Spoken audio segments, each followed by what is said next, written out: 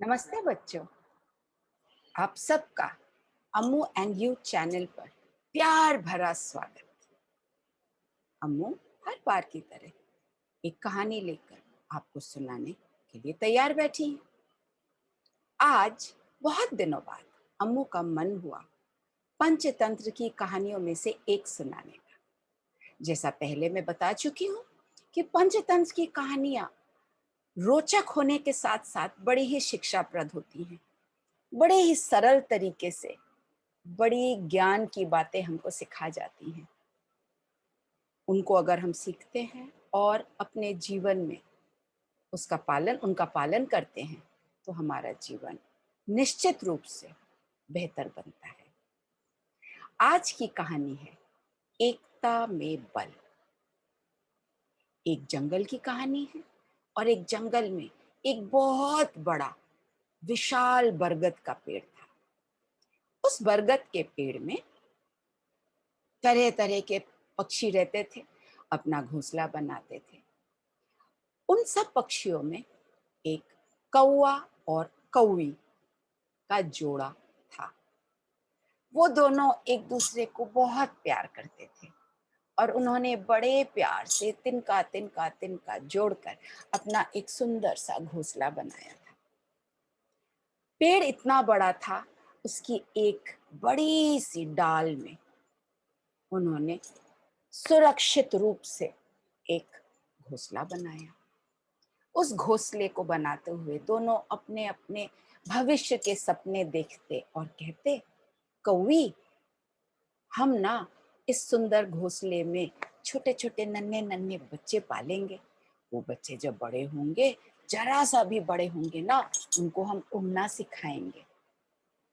हाँ कौवे, इस घोंसले को इतना हम आरामदायक बनाएंगे कि हमारे नन्हे मुन्ने बच्चे बड़े ही आराम से पलेंगे, बड़े होंगे। ऐसा सब ये सोचते। अब एक बार कौवी ने अंडे दे दिए घोंसले में। दोनों कौवा और कौवी बड़े ही खुश और उन कौवों में से बच्चे निकलने का इंतजार कर रहे थे। अचानक एक दिन सुबह देखा कि अंडे जरा से फूटे और छोटे छोटे नन्हे नन्हे बड़े ही प्यारे बच्चे उसमें से ऐसे ऐसे निकल पड़े। कौवा और कौवी अपने बच्चों को देखकर तो फूले ही न समाये। इतने प्यारे, इतने सुंदर, दोनों निहाल हुए जा रहे थे। थोड़ी देर बाद कौवे ने कौवी से कहा, अरे भाई, बच्चों को हम देखते ही रहेंगे कि कुछ खाने पीने का भी इंतजाम करेंगे। हमको भी तो पेट भर के खाना है, तभी तो हम अपने बच्चों का ध्यान रख पाएंगे। और इन छोटे छोटे नन्हों के लिए भी तो खाना लाना है। अब हमारे जैसे तो खाना ये नहीं खा पाएंगे, इनके लिए ढूंढ के बड़े ही मुलायम मुलायम तिनके लाने पड़ेंगे। हाँ, लाना तो पड़ेगा। तो ऐसा करते हैं, एक साथ दोनों अलग अलग दिशाओं में जाते हैं, जिससे कि जल्दी से ढूंढकर अपने बच्चों के पास आ जाएं और इनके मुंह में वो नन्हे नन्हे तिनके, मुलायम मुलायम तिनके डाल दें। ऐसा सोचकर कौवा और कौवी दो अलग अलग दिशाओं में उड़कर चले गए। अब उस बरगद के पेड़ में नीचे की तरफ बिल बनाकर एक नाग रहता था, काला नाग। बड़ा ही दुष्ट और विषैला नाग था। हमेशा इसी ताक में रहता कि कब किसको पकड़कर दबोच कर खा जाए।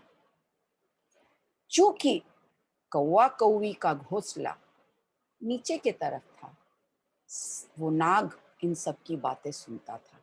इन दोनों की बातें, इन दोनों के भविष्य की योजनाओं को सुनता रहता। और जब ये अपने बच्चों को बड़ा करने की तरह तरह की योजनाएं बनाते, नाग मन ही मन खुश होता और बोलता, अरे भाई, जितने सपने देखने देख लो, बच्चे तो होने दो। ऐसे मुलायम मुलायम रुई की तरह नरम नरम बच्चे खाने में क्या मजा आएगा। जैसे ही कौवा और कौवी उड़कर गए तिनकों की तलाश में, भोजन की तलाश में, काला नाग सरसराता हुआ बरगद के पेड़ के तने से लिपटता हुआ जल्दी जल्दी ऊपर चढ़ा और आनन फानन देखते ही देखते छोटे छोटे नन्हे नन्हे बच्चों को गपाक गपाक गपाक खा गया। आह, क्या मजेदार भोजन हुआ भाई। और वापस सरसराता हुआ अपने बिल में दुबक गया। अब कौवा और कौवी अपने मुंह में मुलायम मुलायम दाना भर के आए और जैसे ही घोंसले पे बैठे, अरे हमारे बच्चे, हाय हमारे बच्चे कहाँ गए, हमारे बच्चे, हाय हमारे बच्चे कहाँ गए।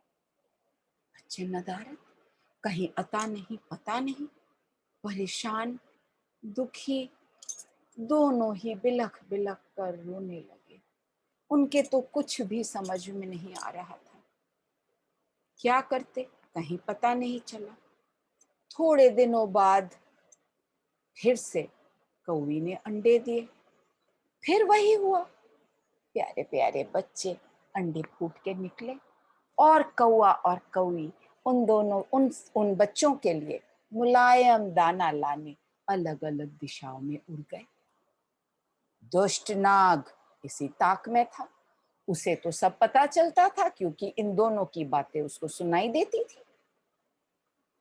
सरसराता तने के सहारे वो ऊपर गया और तबक तबक तबक फिर से बच्चों को गटक किया। अब कौवा और कौवी जब लौट कर आए, घोंसला खाली सूना, दहाड़े मारकर रो पड़े बेचारे। कौन हमारे बच्चे लेकर जा रहा है? नीचे तो नहीं गिरे हैं, पेड़ के नीचे जमीन पर देखा, कहीं कोई बच्चों का निशान नहीं। उनका रोना सुनकर उसी बरगद के पेड़ में पीछे के तरफ एक कुटर में बूढ़ा आउल उल्लू रहता था। उल्लू, उसे इनका रोना देखा नहीं गया। वो बाहर निकला और बोला, भाई देखो मैं तो बहुत बूढ़ा हो चला हूँ, मैं तो कुछ मदद नहीं कर सकता। तुम लोगों का रोना देखकर मेरा तो दिल ही दहल गया।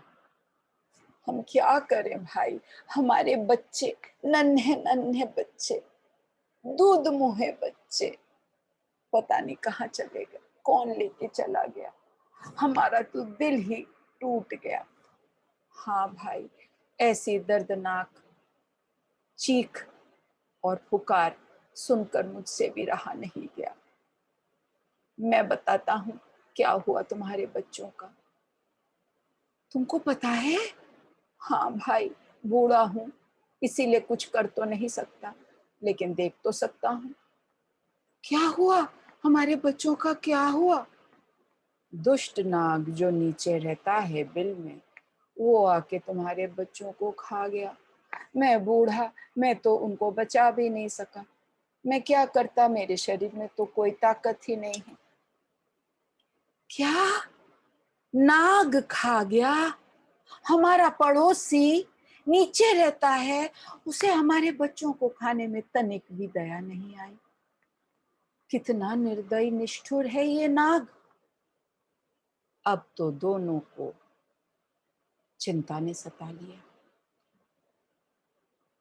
उल्लू बोला, देखो मुझसे जितना बन पड़ा मैंने तुम लोगों को सहायता कर दी, अब तो मुझसे कुछ नहीं होगा, तुम लोगों से जो बन पड़े कर लो।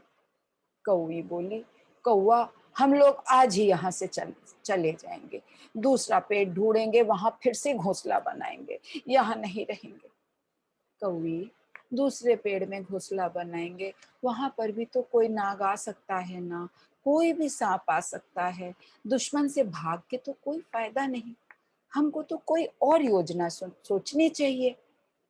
लेकिन क्या योजना सोचेंगे कौवे, दो दो बार हमारे नन्हे बच्चों को खा गया दुष्ट नाग, इतना विषैला और इतना बड़ा है, हम दोनों उसका मुकाबला क्या कर पाएंगे। कौवी बोली, मुझको जरा सोचने दो, मेरा एक बड़ा ही गहरा लेकिन चतुर मित्र है। दोस्त किस काम आते हैं, मैं उससे सलाह करके आता हूँ। और कौवा उड़ता उड़ता अपने मित्र के पास गया। सियार सियार अपने मांद में बैठा था। सियार, मैं बहुत दुखी हूँ और बड़ी ही मुसीबत में तुम्हारे पास आया हूँ। क्या हुआ कौवे भाई, तुम क्यों दुखी हो और कौन सी ऐसी मुसीबत आन पड़ी? बताओ मुझे, मुझसे जो बन पड़ेगा मैं करूंगा। इसीलिए तो आया हूँ तुम्हारे पास भाई। और उसने अपनी आप बीती सुना दी। अच्छा, तो ये दुष्ट नाग ये खेल खेल रहा है।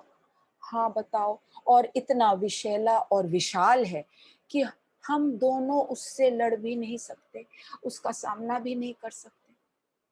अरे भाई, जहाँ शरीर कम पड़े ना, अक्ल बढ़ा लेनी चाहिए। अक्ल बहुत भारी है, उसका प्रयोग करते हैं। सोचने दो जरा मुझे। थोड़ी देर सोचता रहा, फिर बोला, वाह, मेरे पास एक योजना है, तुमको मैं बताता हूँ। और सियार ने कौवे को एक योजना बताई। कौवा बोला, वाह, क्या गजब की योजना है सियार भाई, सच में बुद्धि के मामले में तो तुमसे बढ़कर कोई नहीं। मैं तो बड़ा ही खुश हूं कि तुम जैसा मेरा दोस्त है। अरे भाई, जरूरत के समय दोस्ती तो दोस्त के काम आएगा कौवे। तुम ये सब बातें मत करो, चलो जाओ, जो योजना बताई है उस पर काम करो। अब कौवा उड़ता उड़ता उड़ता उड़ता गया।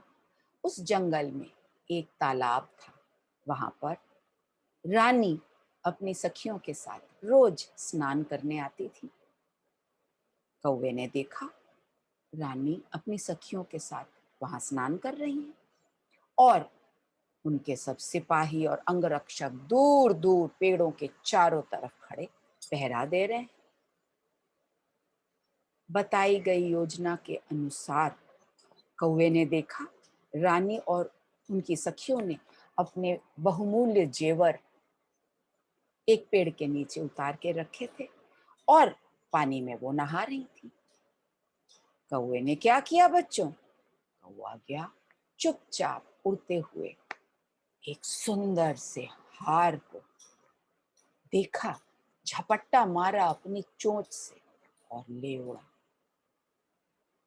जैसे ही सिपाहियों ने फड़फड़ाने की आवाज सुनी, उन्होंने पलट कर देखा, एक कौवा, कौवे की इतनी मजाल, रानी का जेवर लेके भाग रहा है।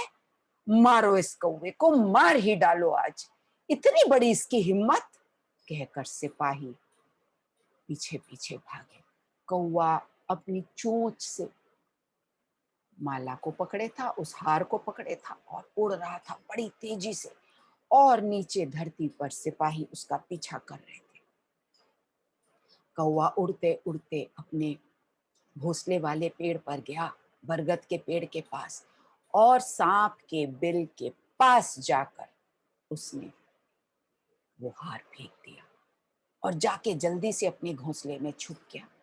कौवी बोली, क्या हुआ, क्या हुआ, क्या हो रहा है? चुपचाप घोंसले के अंदर बैठ जाओ।